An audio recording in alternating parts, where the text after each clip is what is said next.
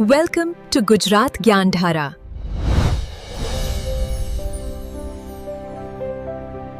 નમસ્કાર મિત્રો, આજના આ ખાસ એક્સપ્લેનરમાં તમારું સ્વાગત છે.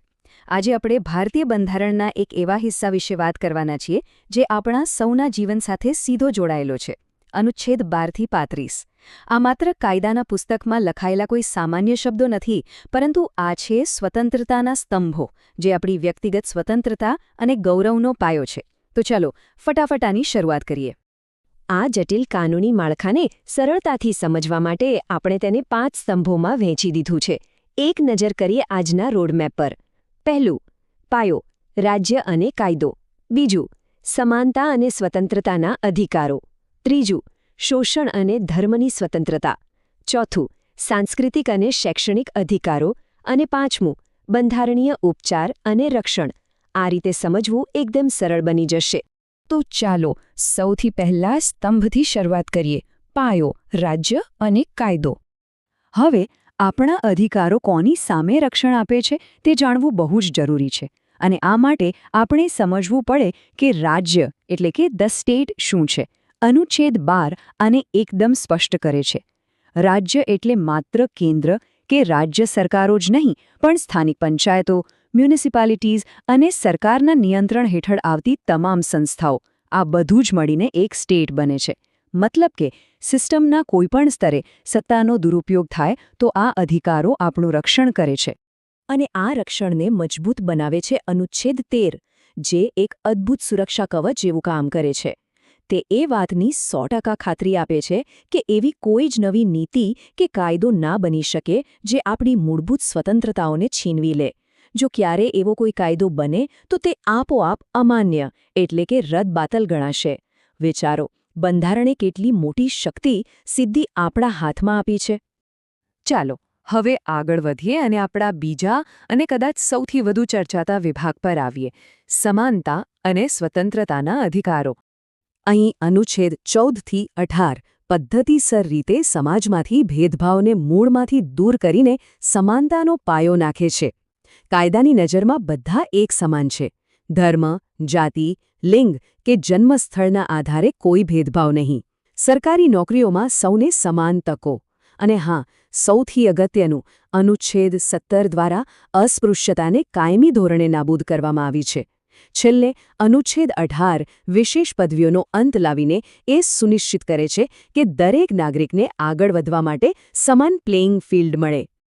સમાનતા પછી વાત આવે છે સ્વતંત્રતાની. અનુચ્છેદ 19 ખરેખર આપણી લોકશાહીનો શ્વાસ છે. તે આપણને 6 ખૂબ જ પાવરફુલ સ્વતંત્રતાઓ આપે છે: બોલવાની અને અભિવ્યક્તિની આઝાદી, શાંતિપૂર્ણ રીતે એકઠા થવાની, સંગઠનો બનાવવાની, આખા દેશમાં મુક્તપણે હરવા ફરવાની અને વસવાટ કરવાની, તેમજ આપણી પસંદગીનો કોઈપણ વ્યવસાય કરવાની સ્વતંત્રતા. આ જે અધિકારો છે જે આપણા રોજિંદા જીવનને આટલું ગતિશીલ અને આઝાદ બનાવે છે. હવે એ જોઈએ કે આ સ્વતંત્રતાઓ કેવી રીતે એક મજબૂત કાનૂની સુરક્ષા જાળ એટલે કે સેફ્ટી નેટ બનાવે છે. અનુચ્છેદ 20 થી 22ની આ યાત્રા બહુ જ રસપ્રદ છે. કોઈપણ વ્યક્તિને એક જ ગુના માટે 2 વાર સજા થઈ જ ન શકે. અનુચ્છેદ 21 દરેકના જીવન અને વ્યક્તિગત સ્વતંત્રતાનું રક્ષણ કરે છે, જેમાં અનુચ્છેદ 21 ઉમેરીને 6 થી 14 વર્ષના બાળકો માટે શિક્ષણને મૂળભૂત અધિકાર બનાવી દેવાયો છે. અને ધરપકડ થાય તો પણ વ્યક્તિને કારણ જાણવાનો અને પોતાનો વકીલ રાખવાનો પૂરો હક છે. છે ને એકદમ કડક સેફ્ટી નેટ. હવે વળીએ આપણા ત્રીજા સ્તંભ તરફ: શોષણ સામેનો અધિકાર અને ધર્મની સ્વતંત્રતા. આપણું બંધારણ કોઈપણ પ્રકારના શોષણ સામે એકદમ કડક વલણ અપનાવે છે. અનુચ્છેદ 23 સીધી રીતે માનવ વ્યાપાર અને બળજબરીથી કરાવાતી મજૂરી પર પ્રતિબંધ મૂકે છે. અને બીજી તરફ અનુચ્છેદ 24 બાળકોના ભવિષ્યનું રક્ષણ કરે છે. તે સ્પષ્ટ કરે છે કે 14 વર્ષથી ઓછી ઉંમરના બાળકોને કારખાના કે અન્ય જોખમી જગ્યાઓ પર કામે ન રાખી શકાય. આ નિયમો સીધા માનવતા અને બાળપણનું રક્ષણ કરે છે. હવે વાત કરીએ ધાર્મિક સ્વતંત્રતાની. અનુચ્છેદ 25 અને 26 આપણને સૌને પોતપોતાનો ધર્મ પાળવાની અને આપણી ધાર્મિક સંસ્થાઓ ચલાવવાની છૂટ આપે છે. પરંતુ અહીં એક સંતુલન છે. અનુચ્છેદ 27 અને 28 એ નક્કી કરે છે કે આપણી સરકાર સંપૂર્ણપણે બિનસાંપ્રદાયિક રહે, કોઈપણ નાગરિક પાસેથી ધર્મના નામે ફરજિયાત કર વસૂલી શકાય નહીં અને સંપૂર્ણપણે સરકારી ગ્રાન્ટથી ચાલતી શાળાઓમાં ધાર્મિક શિક્ષણ આપી શકાય નહીં. ધર્મ અને સરકાર વચ્ચેનું આ બેલેન્સ ખૂબ જ અગત્યનું છે. ચાલો જોઈએ આપણો ચોથો વિભાગ, સાંસ્કૃતિક અને શૈક્ષણિક અધિકારો. આ વિભાગનો મુખ્ય ઉદ્દેશ્ય છે પોતાની ઓળખ અને સંસ્કૃતિને બચાવી રાખવી. અનુચ્છેદ 29 એ વાતની ખાતરી આપે છે કે કોઈપણ સમુદાય પોતાની વિશેષ ભાષા, લિપિ કે સંસ્કૃતિ જાળવી શકે છે. એમાં કોઈ જ દખલગીરી નહીં.